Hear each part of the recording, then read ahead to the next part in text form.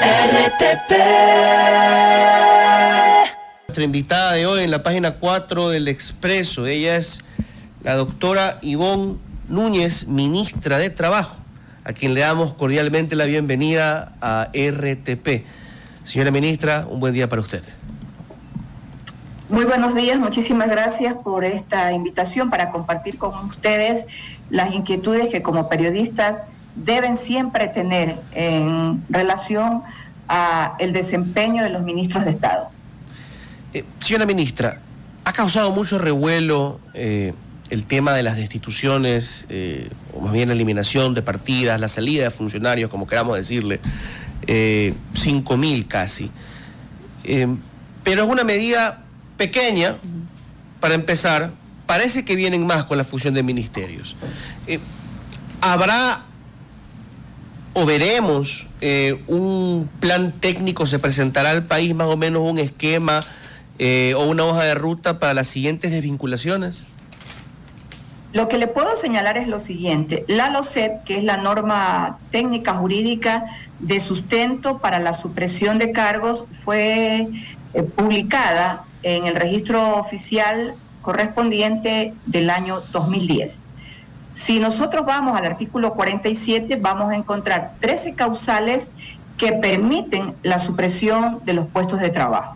Y en el literal C de este artículo 47 va a encontrar usted la mención jurídica y literal, que es la que permite las desvinculaciones por supresión de puestos de los servidores públicos, en concordancia con el artículo 60 de la LOCET, que establece que en la supresión de cargos se tienen que cumplir 3 parámetros razonables: el parámetro técnico, el parámetro económico y el parámetro funcional. ¿En qué momento interviene el Ministerio de Trabajo para la supresión de estos puestos, tal como lo establece la LOCET? Cada institución le plantea al Ministerio de Trabajo la supresión de puestos en los cargos denominados nombramientos definitivos. Cargos denominados nombramientos definitivos. Cuando el Ministerio de Trabajo conoce el sustento de acuerdo a lo que establece el artículo 60, emite la resolución. ¿Qué le puedo decir yo el día de hoy como ministra de Trabajo después del decreto presidencial emitido por el presidente Daniel Noboa Sim? Que recibimos 58 peticiones de 58 instituciones del Estado. El Ministerio de Trabajo procedió a emitir las resoluciones de los servidores públicos con nombramientos definitivos, que además la Corte Constitucional ha señalado en sendas sentencias que no constituyen despidos, porque los servidores públicos, de acuerdo a lo que establece la LOCET, no tienen estabilidad per se y se rigen por el derecho laboral administrativo.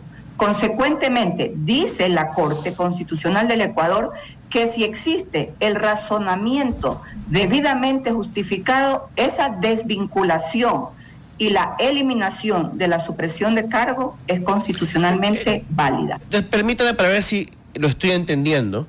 Lo que les permite a ustedes desvincular con esta facilidad es que no solamente están sacando a la persona, están borrando el cargo, por así decirlo, que no va a venir otra persona detrás y que hay una justificación superior, ¿no? Que no estoy yo yéndome contra el derecho laboral de alguien, sino que simplemente estoy estableciendo el hecho de que ya el Estado ecuatoriano no puede justificar, digamos, esa partida, y que eso es superior a cualquier interés particular. Es correcto, porque tenemos que referirnos siempre al artículo 60 de la LOCET, que habla de la razonabilidad técnica, funcional y económica para la supresión de los puestos de trabajo en el sector público, tal como lo establece el artículo 47. Y que además la LOCET también señala la forma de entregar la indemnización. Así lo dice la disposición primera de la LOCET. ¿Cuáles son las valoraciones técnicas jurídicas que se hicieron dentro del Gran Plan Nacional de Desarrollo, que hace mención a la eficiencia administrativa en el sector público, la existencia de la duplicidad de cargos para funciones que cumplen la misma finalidad y el mismo objetivo. Por eso se hizo el estudio en cada una de la supresión de estos cargos en los nombramientos definitivos. Esta es una categoría de relación laboral. Existe otra, que es la más común, denominada contrato ocasional, que se entiende que es un contrato ocasional por un año. Sin embargo, se rompió la misma disposición normativa y esos contratos ocasionales los han dejado permanecer por muchos años atrás. Aquí es una relación directa entre el titular, sea de la cartera de Estado o de la institución pública que forma parte de la estructura del Estado, el que asume la responsabilidad y justifica las razones de desvincular por terminación en la fase del contrato ocasional cumplido dentro del tiempo pactado. Existe otra categoría de relación laboral para desvincular por la denominación de nombramiento provisional. Estas tres categorías a las que yo he hecho mención, contrato ocasional, nombramiento provisional y nombramiento definitivos, se encuentran en la LOCEP, que fue diseñada y publicada en el año 2010.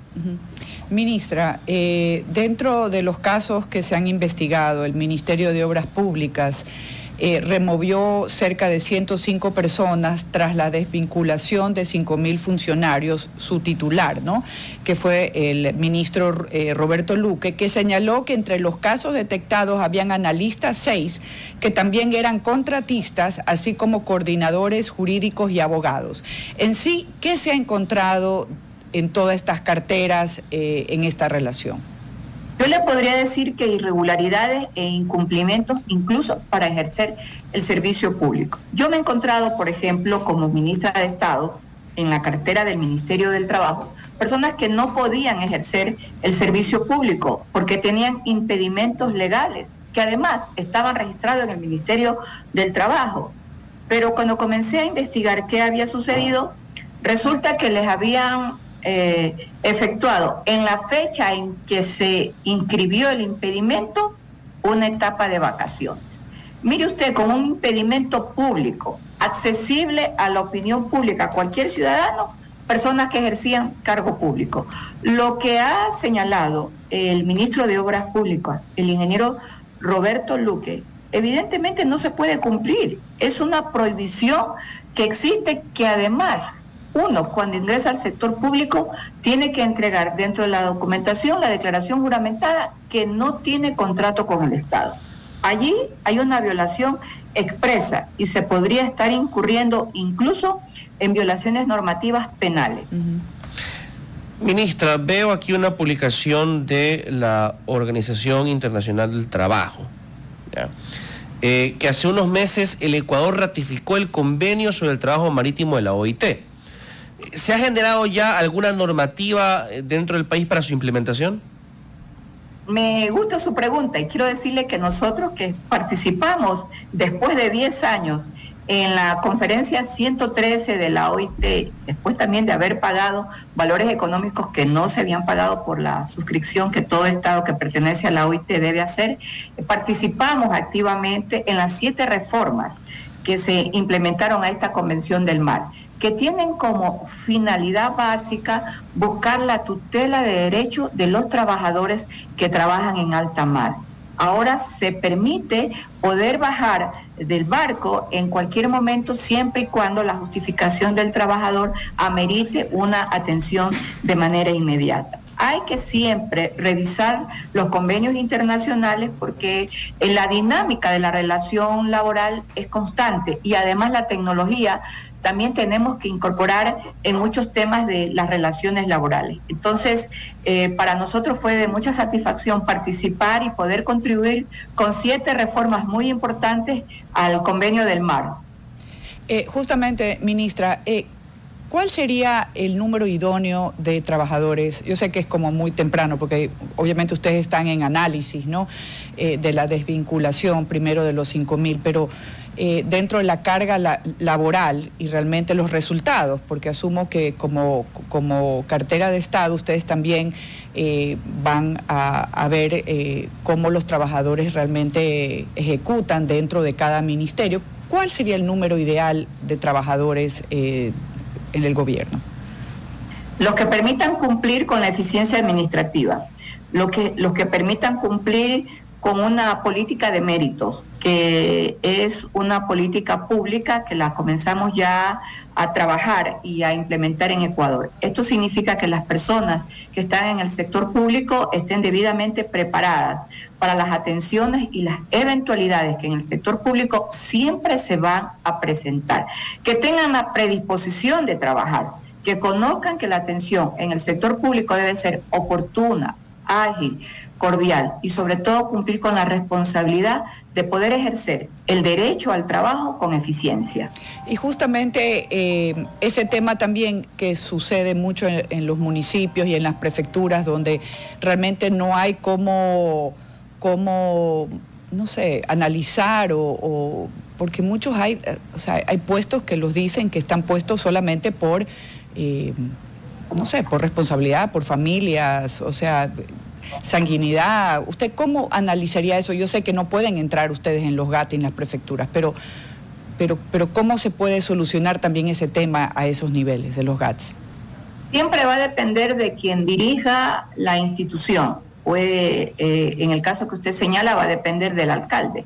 Siempre va a depender de la autoridad. De un consejo provincial va a depender de la política administrativa. No solo se debe estar preparado para la política como tal, que es una ciencia y que hay que conocerla, hay que estudiarla para poderla entender y aplicar. También hay que tener la capacidad administrativa en la función pública. Es decir, estas dos combinaciones a veces o no se las comprende, y si se las comprende no se las aplica, y en peores casos a veces no se está preparado.